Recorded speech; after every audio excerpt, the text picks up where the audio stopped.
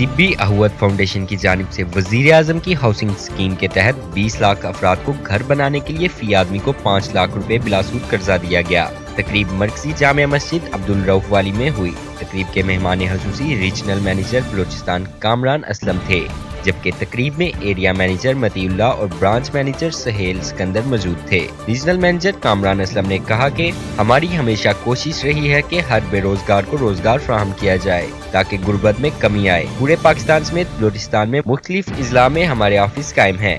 मजीद उनका कहना था कि अहूवत अदारे से कर्जे लेने वाले लोग इस टाइम हजारों रुपए से कारोबार का आगाज किया था और अब वो लाखों रुपए का अपना कारोबार कर रहे हैं।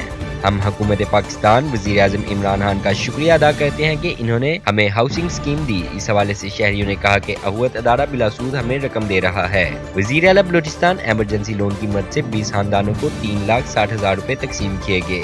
उनका कहना था कि अहूवत अदारे के साथ मजीद तावन करके फंड में इजाफा करें ताकि इससे हर शख्स फायदा उठा सके।